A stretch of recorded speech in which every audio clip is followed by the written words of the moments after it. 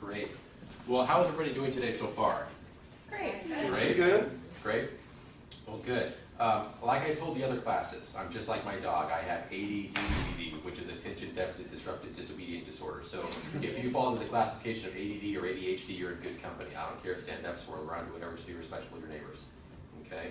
I'm going to try to stay on track with following kind of a linear progression, but if any questions happen, we might divert all those things. So Kelly wanted me to talk today, or at least present information to you, because I sit on the board of directors at Diabetes Support Services, and part of that is functioning as a research analyst to review technologies that are used not only in Western healthcare, but from around the world, and to really separate the wheat from the chaff, so like separate the evidence-based research from all the marketing hype.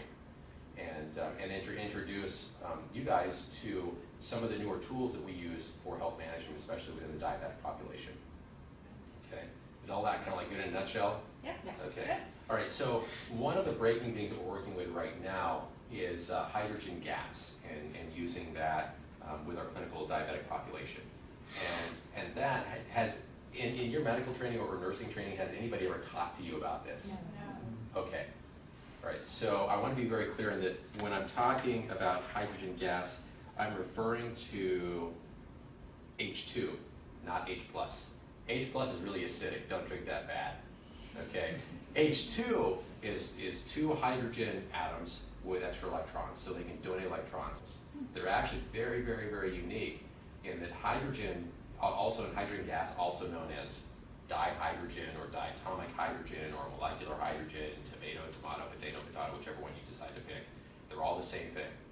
What's very unique about it is that it can pass through, it's small enough to pass through cellular membranes, including the blood-brain barrier. So it can immediately arrest things like hydroxyl radicals, which are the most cytotoxic free radicals of all in the human body. And H2 can immediately bind with that and suppress it. It immediately converts into water. Okay, so. Wait, so what happens to the hydrogen? I'm sorry. Is that getting too far off track?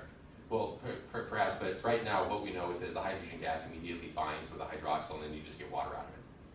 So, I mean, that's what the science says thus far.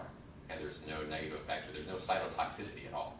And that was also, fortunately, based on 30 years of military research where they used it for super deep sea diving, where they had Navy divers breathing a very specialized exotic gas mixture called Hydrolix, which was 49% hydrogen, 50% helium, and 1% oxygen. And they would breathe that down to like 600 to 1,000 feet. Something crazy. Yeah. And what they realized was that there was little to no cytotoxicity from that at all, even at those very high concentrations. So with that said, there was an interesting phenomenon that transpired in the early 1990s in Nordenau, Germany. And there was a slate mine that's in that location in Germany.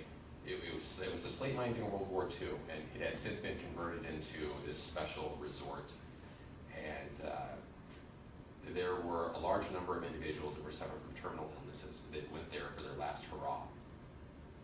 And coincidentally, many of them had spontaneous remissions from their diseases while they were there. And it was enough to where local medical professionals got wind of this and were really curious. And so they went to investigate.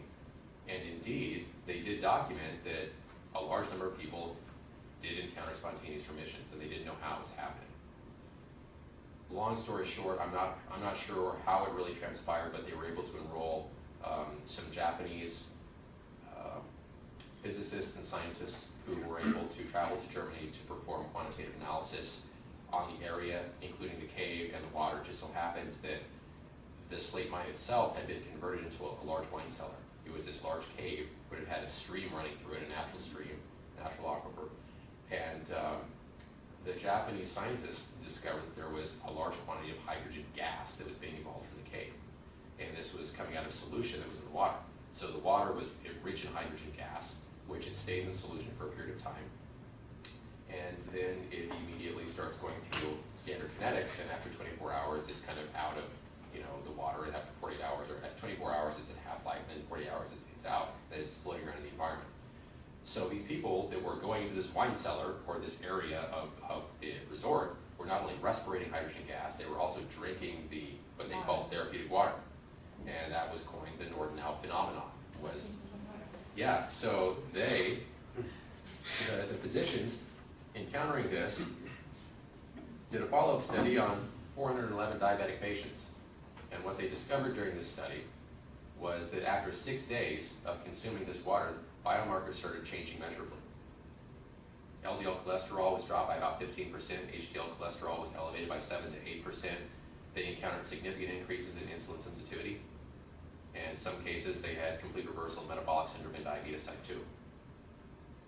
And that was consuming between 1 and 2 liters per day, which is the equivalent of between 4 and 8 glasses in American terms.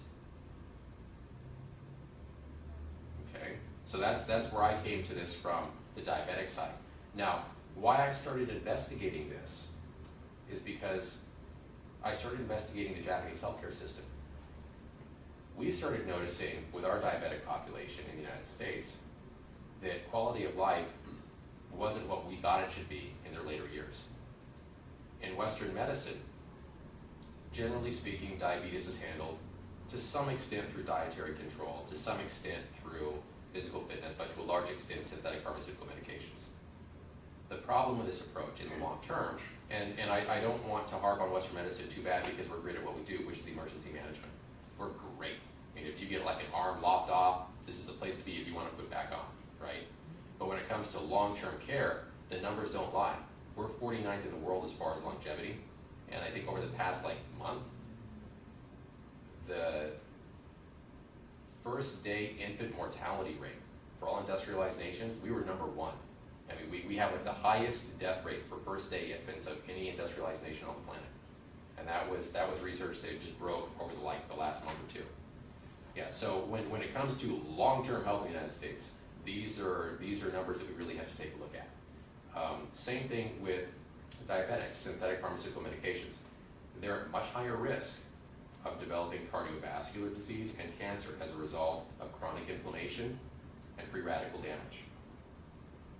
Right? So as they progress in life, frequently they're on more antibiotics to stave off infections because they have a lack of blood flow to their lower extremities, which then puts them at more risk for diabetic ulceration and then inflammation. So they're on lots of medications. After 30 to 50 years, then their kidneys take all they can handle, then they end up with tubular necrosis and they end up in hemodialysis. And then life really sucks. And then you have to ask yourself, what's the point, right? So especially once they start encountering amputations. That's a total life changer, that's a game changer, right, in a bad way. So my job at DSS, Diabetes Support Services, was to look at all the available evidence, separate the evidence-based research from the marketing hype, and figure out how could we best serve our patients. What else was available that we weren't using? Is this how it has to be done, or is this just the way that Western medicine does it? And technically that's what we encountered, which was this is the way Western medicine does it. Is that really because it's towards optimal health, or are there other underlying issues involved, including both business and politics? Well, the answer is yes. And I'm not going to go into those today. But what I had to look at was, well, what other options are available? And then we started looking at the Japanese system, which was very unique. It's also important to note that the Japanese have the highest life expectancies of any country in the world. They also have one of the lowest infant mortality rates of any nation in the world. They were #1 for years. I think it's only been like the past 5 or 6 where they've dropped to #3. But they've also been nuked 3 times. They smoke like steel factories. So even so, they're still doing pretty good, right? You know, pound for pound. What's very unique about their medical system, though, is in the 1950s, they implemented something called Ningen Doku, which roughly translated means human dry dock. And after World War II, they were dealing with a devastated medical system, shortages of pharmaceutical supplies, large loss of life. Those that were still alive, they were still dealing with radiation damage, starvation, malnutrition, a litany of issues. And to make matters worse, policymakers in the United States really muscled in, wanting to psychologically cripple the Japanese culture because they knew that they were very proud and determined people, and if they didn't really crush them, they might come back. That was the philosophy of the time. So the Japanese that were left, especially the policymakers, really did genuinely believe that they might be susceptible to ethnic annihilation. And so to preserve their numbers, they implemented a process called Ningen Doku, which was turned out to be, as it progressed, the most progressive and results-oriented disease prevention healthcare system ever established. And over the past 50 years, those numbers bear themselves out. They now have the longest life expectancies of any nation on the planet. And what they did starting in the 1950s was they mandated that every single important policymaker, engineer, CEO, contributor to the community had to go into a hospital 2 weeks out of every year. It was like a motel stay, where they stayed there and they were scrutinized from top to bottom to head off any illnesses. Okay, and out of that, they started developing other methodologies for disease management.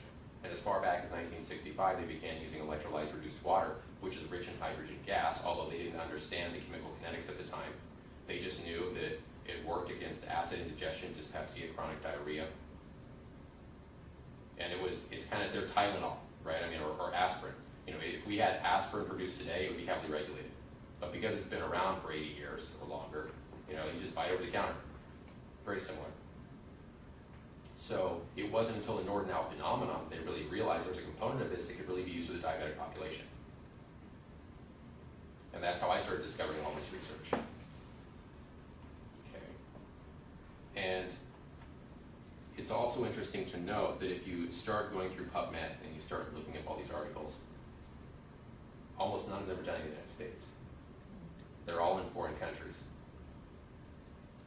So the Nordenau phenomenon discovered that hydrogen gas alone, just routine consumption, could significantly change biomarkers for the better of the diabetic population.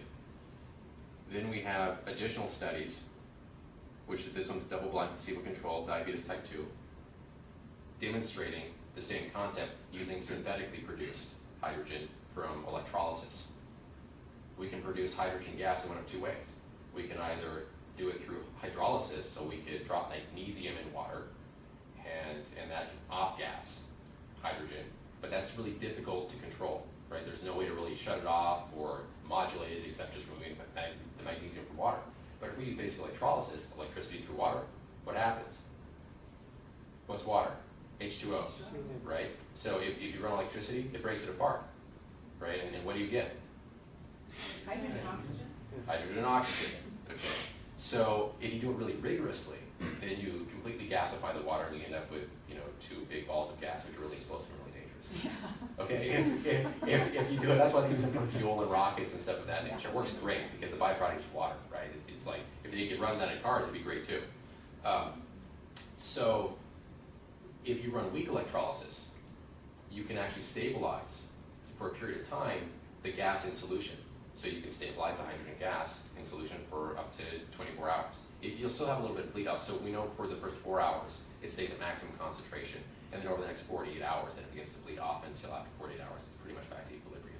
Same thing with, we can embed oxygen gas in water to create a low-level antimicrobial. Okay, and we'll talk a little bit more about that shortly. But I think Kellyanne wanted me to share this information with you in large part because she wanted me to open your minds to alternative technologies that perhaps are not being shared in your training. And then there's another component. Not only do we have to worry about the long-term ramifications, the negative ramifications of the routine consumption of synthetic pharmaceutical medications on our physiology, but we have to think about the environmental impact as well, right? So when we start looking at what's happening 50 years after Western medicine went gung-ho on antibiotics and all kinds of pharmaceutical medications, and after we deregulated the marketing process, and now we have direct-to-consumer marketing for prescription medications, we're now detecting residues from all kinds of prescription medications in our watersheds and in our water supplies, including significant amounts of antibiotic resistance. Okay, now the problem with this is that the municipal water treatment plants that were designed 50 and 60 years ago were never designed to filter out these residues. So they're trickling through, and up to 93% of them still make it through the system, and they end up in our river streams and in our drinking water. And there's currently no scientific way to understand how all 2,000 plus of these chemicals, residues, are going to interact and cause an impact on our long-term health, the health of wildlife, our children, sometimes they're one and the same, and then the environment itself, right? So this is becoming a real problem. Same thing with antibiotic resistance. Right now, as of last month, at the same time we were getting our negative numbers for infant mortality rates in the United States, The chief medical officer in Great Britain indicated that antibiotic resistance in Great Britain has become such an issue, it's now an issue of national security. And they're not even dealing with MRSA anymore, now they're dealing with CRE. And CRE is the nasty redheaded stepchild to MRSA. MRSA is bad, CRE is horrific. And there's no way to really treat it.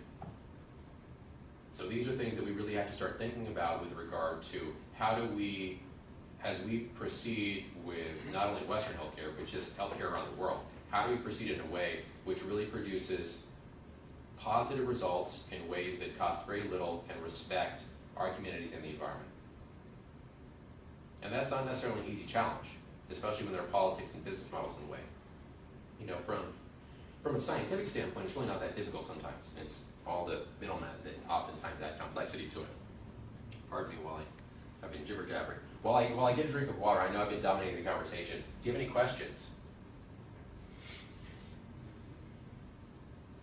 Is it only effective for type 2 diabetes? Not at all. It will not change the insulin production or lack of insulin production in type 1s. What type 1s wrestle with in their long-term, in the progression of their disease, is collateral damage to all their other organ systems. They don't die from diabetes. They die from cardiovascular disease, cancer, and everything else that's caused by significant amounts of free radical damage, kidney failure, liver damage.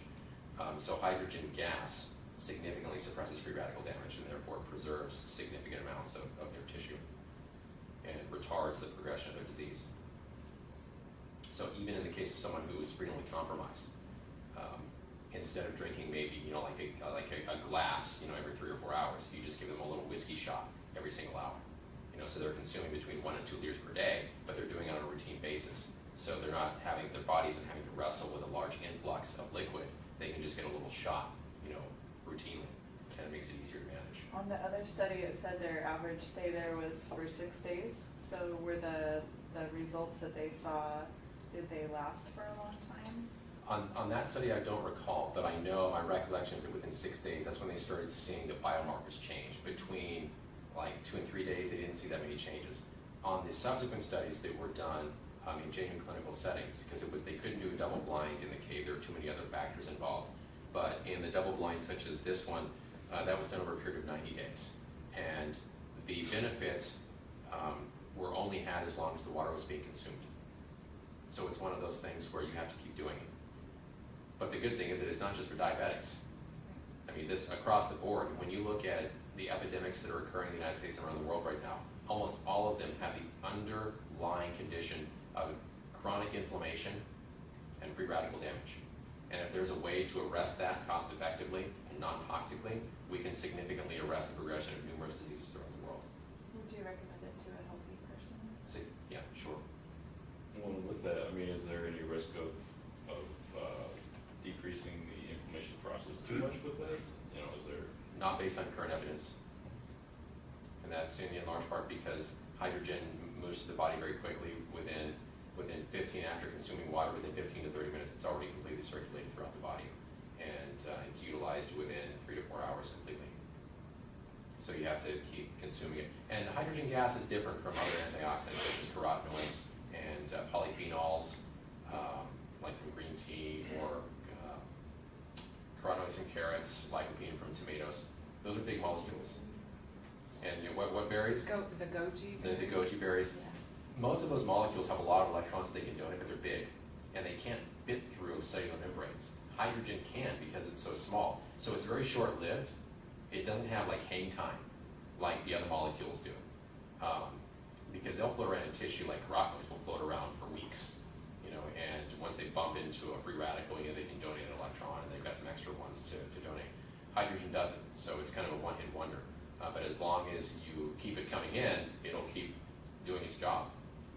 And so you can respirate it too, but that's significantly more challenging because now you've got hydrogen floating around in the air, and anything above 4% atmospheric concentration, again, is an explosion hazard. So the safest and most effective way of taking it in is simply enriching water with it and drinking it. And again, the safest and most effective way is through a medically certified electrolytic water generator. So, and did Kellyanne give you any of the documents that I sent 2-3 months ago? Do you have a case study that you're working on? Like I vaguely recall like a female that was like 50 plus, ovarian cancer, diabetes type 2. Yes. Okay. All right, so I want to kind of stay on track with that and not diverge. So I told you I've got the ADDDD7. I'll just talk for hours about all kinds of stuff. So in staying on track with that case study, she has ovarian cancer, right? Is that what it was? Yes. Okay, and do we know if she's undergoing radiotherapy or chemotherapy? She just had a hysterectomy, but we don't know So- what's gonna happen now. Okay, so we don't know what kind of therapy she's going to. Okay, all right, so she's just out of surgery. Okay, so we know now how hydrogen can be applied to the diabetic population, and perhaps, depending on her position, how it could be applied to her, right? Depending on if she's in Japan or the United States. It all kind of varies, right? Japan, they'd be really open to the United States. They'd have to go through a lot of clinical documentation, which is the same stuff I'm presenting to you today. Okay, so with regard to tumor treatment, cancer treatment in the United States, that's a hot potato, and for a bunch of different reasons. But this information I'm going to share with you today, I want you to be open to, because you're kind of the front line when it comes to healthcare. Physicians are well-meaning, but oftentimes they're very myopic, and you guys deal with the real stuff and have a lot more common sense in my experience, because you have your feet on the street every single day. So when it really boils down to it, you guys are really going to be the ones guiding the physicians. The physicians go out to the little seminars and stuff and learn about what is supposed to be cutting edge, but generally that's because pharmaceutical companies want it taught that way, not necessarily what actually works the best for optimal health over the community. So with regard to hydrogen gas, the Air Force Colonel, I think his name was William Paul Fife or Paul William Fife. He was the Air Force Colonel who was in charge of hyperbaric oxygen therapy and development in the 60s. The Air Force started heavily investigating hyperbaric oxygen following the high altitude secret surveillance flights from the U-2, because that was the first time pilots were really flying at super high altitudes, breathing 100% oxygen. They weren't sure what the effects were going to be on the human body. And so they had to learn about things like hyperoxia and lung burns and premature aging and all that stuff. He moved on from that to work with the Navy and Sea Lab, which was an underwater laboratory, where he then studied breathing gases such as hydrogen, which is 49% hydrogen, 50% helium, 1% oxygen. And then he went on to study hyperbaric hydrogen. And that's kind of dangerous stuff, because now you have a highly pressurized environment with hydrogen gas, and that can be very explosive. But there was a hunch in 1967 that because cancer is highly associated with free radical damage, which causes DNA denaturing, that if there was a way to arrest the free radical damage, that we could effectively stall or significantly suppress the development of cancer. So that was a hypothesis in 1967. And then they did an animal study in 1975 using lab rats and intentionally infecting them with squamous cell carcinoma, which is skin cancer. And what they discovered was that when they were exposed to 97.5% hydrogen, I think like 2.5% oxygen in the atmosphere, within 2 weeks, all of those cancerous lesions had completely resolved. Okay, now what's interesting to note is that following that research, continuous research in the United States went black on that topic. No other research was done. Okay, I don't have the answer to that. In looking at all the research, there's no logical way to justify why that was done. There is certainly conspiracy theory, there's politics, there's business, all those play into it, no doubt. But there's no logical reason why it should have been stopped. From that point forward, all additional information or all additional research regarding that topic had to be done outside the United States. And that's where the Japanese started doing their research. And again, the Japanese have a medical system that's geared towards genuine disease prevention, and they do that because they were genuinely concerned about ethnic preservation. That's different from the way the Western medical healthcare system works, which never had to undergo that process. Our medical system was never based on cultural or ethnic preservation. It was based on a business model that was developed in the early 1900s, and it's continued to this day. So those are things that we have to think about. What I have to think about when I'm doing my research is, is Western medicine doing this because it's truly effective, or more effective than other options, or is it because that's the way that clinics can easily bill for it? And is it easily billable that way because of policies that have been put in place, and why were those policies put there? Okay, so in 1975, this was the study that was done by Dr. Fife. You can find this also through, I think it's available on PubMed, it might have been on a different database. What I've realized is that a lot of the oncology research isn't necessarily replicated. PubMed replicates almost all research unless it's oncology. It's interesting. I think there's political issues involved in that too. So just food for thought. 1999, Japanese researchers started figuring out some of the mechanisms of action with regard to hydrogen-rich water on tumor cells. And the hydrogen, which is contained in electrolyzed reduced water, that's why it's called reduced, has an effect on telomeres on tumor DNA. Telomeres are little end caps which allow DNA to replicate, and as long as the telomeres are long, they can continue replicating. They don't know exactly why it does this, but they know that electrolyzed reduced water, which is rich in hydrogen gas, suppresses telomeres on tumor cells, thereby retarding the development of the tumor. Only tumor cells, or? It appears to be selective. Okay. Not in healthy cells, only in tumor cells. They don't understand why. That's just, it appears to be selective. Okay? Now also, it's important to recognize that radiation exposure causes hydroxyl radicals, which are the most cytotoxic free radicals in the human body. When a hydroxyl radical experiences or connects with hydrogen gas, what's the byproduct? Water. H2O. Okay? So technically speaking, in Japan right now, they're investigating the routine consumption of electrolyzed reduced water as a countermeasure against nuclear radiation exposure following Fukushima nuclear power plant disaster. Because it's cost effective. Perhaps one of the reasons why it's not more utilized in the United States is that it's a natural substance and it's not patentable. And therefore it cannot be highly controlled. It cannot be, the creation of it can't be artificially suppressed, and therefore the price cannot be artificially inflated. It's curious to note that chemotherapy drugs in the United States often carry a 1,000% markup compared to their sale in foreign countries. Why is that? Well, when you talk to the pharmaceutical companies, they scratch their heads and they can't figure it out. That's not technically true, they just don't want to tell you what the reason is. When they're called to Capitol Hill, also, they scratch their heads and claim they can't figure it out. But they're patentable and controllable, right? And if they need to increase their profit margins, they simply restrict supply. Does anybody know what the cost of cancer is, like on average, in the United States? Too much. Really? So, I mean, for instance, if you're diagnosed with cancer, on average, the cost to an American citizen, if you're diagnosed, regardless of the kind, you'll be dead within 3 to 5 years, and the cost of your care will be $350,000 plus. Those are the stats. 1 in 3 of us will be diabetic by the year 2050 if we proceed with the direction that we're going. 1 in 2 of us will have cancer. And we will certainly all have cardiovascular disease if we keep using the same system that we're using. Okay, so it's important for us, especially you guys coming into the field, it's important for me to share this information with you, not for the sake of beating down pharmaceutical companies, not for the sake of criticizing physicians, but to open your minds to other options. Because when you're out there wrestling in the field, you're only as good as the tools that you know about. And if you know about other options, that's going to make you a much better healthcare practitioner. Okay? So if our potential case study undergoes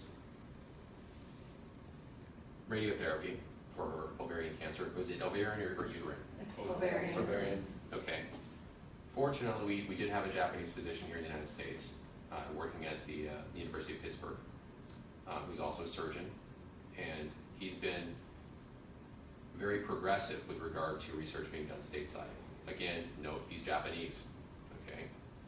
And this was one of the more recent research articles regarding the use of hydrogen-enriched water to suppress damage caused by radiotherapy. So in essence, what the article says is that if the patient is routinely consuming water enriched with hydrogen gas, then it will help to protect all of the other organs against any collateral damage caused by the radiotherapy. Okay, which is often the case because once they're being treated, there are other organs that are affected by the radiation. Okay, same thing for cisplatin-induced nephrotoxicity. Cisplatin, very powerful chemotherapy drug. Okay, oftentimes it causes kidney failure, kidney damage. hydrogen gas significantly suppresses the damage. Okay.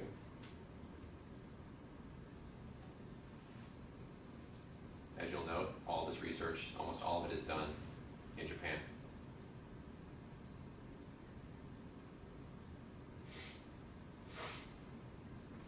Any questions?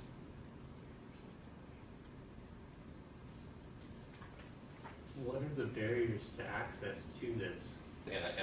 We use medically certified electrolytic water generators at the university level. And those are basically, it's an electrolysis machine that's been certified by the medical system in Japan, the Ministry of Health, Labor, and Welfare. And they've been doing that since 1965. We can also use the same technology to produce water that's rich in oxygen gas. And if we use saline solution instead of water, then we can actually produce a very powerful disinfectant. We can actually produce water that is rich, here it is. We can produce an aqueous solution that's rich in about 17 ppm O2 and about 35 ppm free chlorine. That's technically called hypochlorous acid. And that is not to be confused with hydrochloric acid. Okay? Hydrochloric acid will burn your face off. Hypochlorous acid might dry your skin out. Okay? Hypochlorous acid is actually the same natural biocide that's in our white blood cells. Again, not patentable. However, what we do know is that we can produce it from basic salt and electricity. How does your body produce it? Basic salt and electricity. We just do it on a bigger scale. Okay, what's important to note about this is that it's completely biodegradable. Once it goes in the septic system, 12 hours, it's completely inert. Okay? We can suppress MRSA in 30 seconds or less using this topically. Yeah. So when we start thinking about antibiotic resistance and using all kinds of other synthetic pharmaceutical medications, which are done because they're patentable, controllable, and marketed, prices can be inflated, then we have something that is not patentable and not really that controllable, and is completely biodegradable and very effective against, it's kind of a no-brainer, isn't it? Yeah. Yeah. So then you run into my problem, which is I've got big pharma on this side, and I've got snake oil salesmen on this side, and I'm just trying to shoot down the middle and share the evidence-based research and separate that from all the crazy, wild things that are being said over here, which are marketing hype, and then the political agendas over here, which want to drive in a different direction for increased profit margins. Okay? Now, in the case of hypochlorous acid, this is also very important for diabetic patients because they're much more susceptible to lack of blood flow to the lower extremities, development of diabetic ulcers, and then if infection sets in, then potential amputation. So the general course in the United States is antibiotics to suppress bacterial load, and then some type of topical wound treatment to help with closure, if it happens. So we can also use hypochlorous acid topically, in a medical environment. It helps when we have a surgeon on board to be able to direct it, although it is non-toxic. That's done more for politics than it is for efficacy. Okay. This article was written 2012 actually. I think it was 2011, it was published in 2012. It's called electrochemically activated solutions. So that's currently the lingo that we use in the clinical environment for hypochlorous acid or any electrochemically produced solution that we can use as a topical disinfectant or like a solvent. Okay. Now, whoever wrote this is probably really proud. They're like, wow, I'm gonna get my PhD, I'm gonna get a job now, and they thought they were onto something new. No, they weren't onto anything new. This was used in 1915 in World War I. Okay, World War I. They used it on hospital ships. Okay, it was actually developed in 1889 as a means of sewage disinfection in London because they could use seawater, they could run electricity through seawater, they could produce dilute, they could produce a water that had dilute chlorine in it, which they could then use to disinfect sewage with. That's how it was initially designed. Then in World War I, it was applied to British and French hospital ships, which were military vessels, because they had mature electrical systems. Most municipalities did not. So even if you wanted to use this technology for sewage disinfection, it still was big, it was bulky, it was the size of this room, and it required a customized electrical system, which nobody really had at the time.